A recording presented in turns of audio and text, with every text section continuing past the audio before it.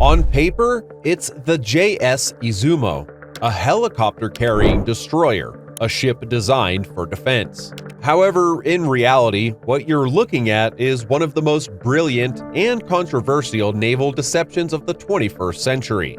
This is a full-sized aircraft carrier, and Japan wasn't supposed to have it. For decades, a pacifist constitution explicitly banned Japan from possessing offensive weapons like aircraft carriers. So how did they end up with not one, but two of them? What does this fake destroyer really do that has China so concerned? The evolution of the Izumo class from a helicopter carrier destroyer to a stealth fighter platform is a story of deliberate, future-proof design.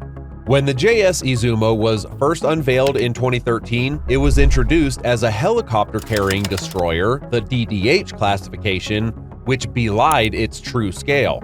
At 248 meters long and displacing 27,000 tons at full load, it was the largest warship Japan had built since the Second World War.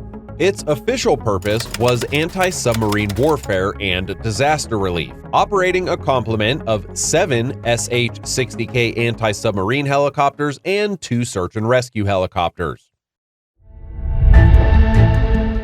However, from the very beginning, its design held secrets.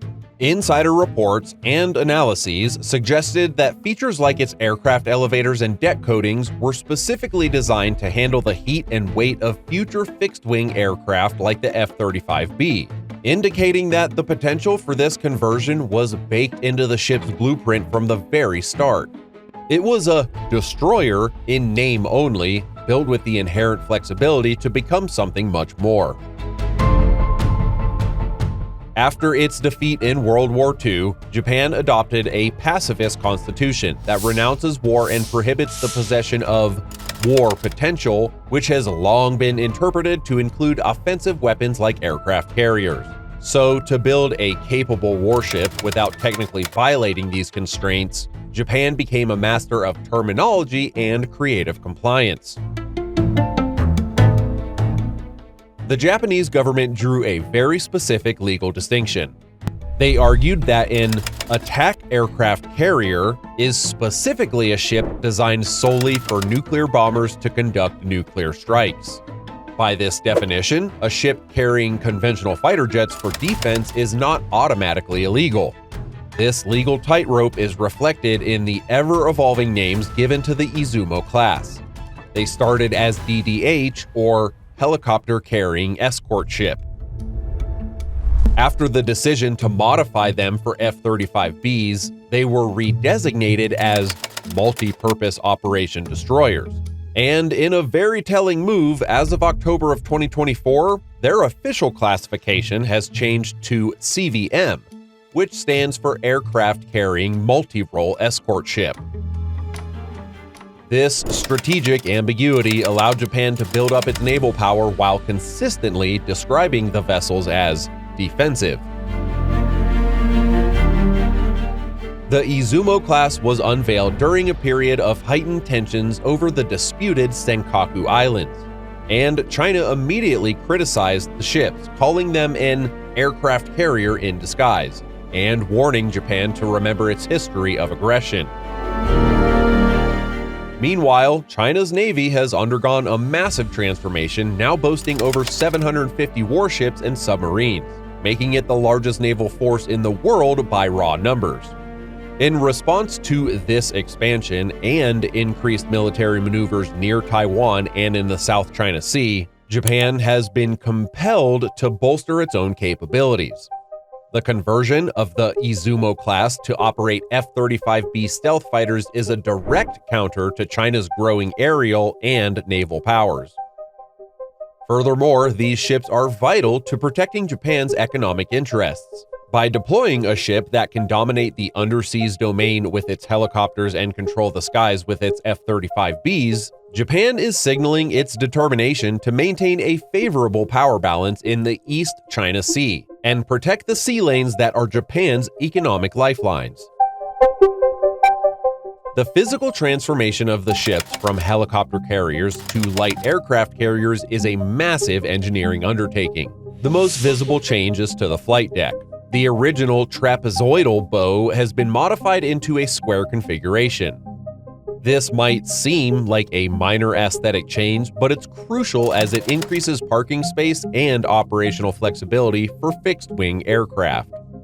This entire conversion also involves installing a new suite of aviation infrastructure: advanced guidance lights, new navigation systems, and maintenance facilities specifically designed to support the complex needs of fifth-generation stealth fighters.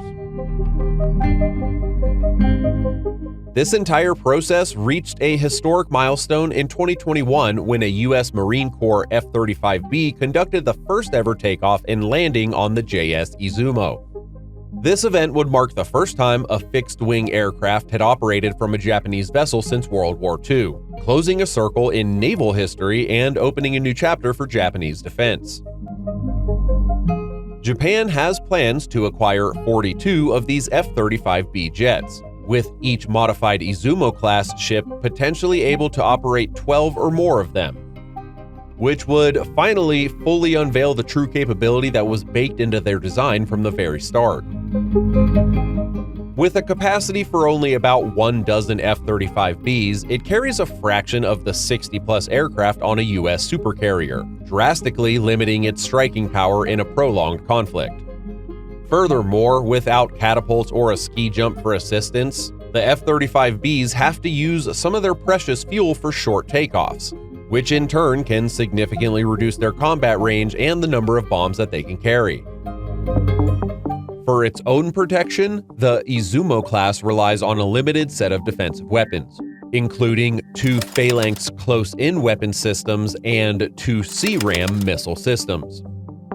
This makes it highly vulnerable to determined aerial attacks, meaning the Izumo must always sail with a protective screen of other warships like destroyers and frigates, which limits its operational freedom.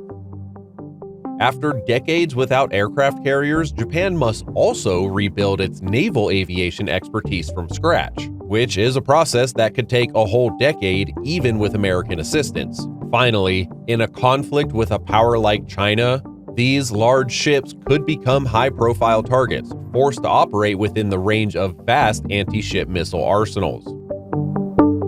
So, what do you think?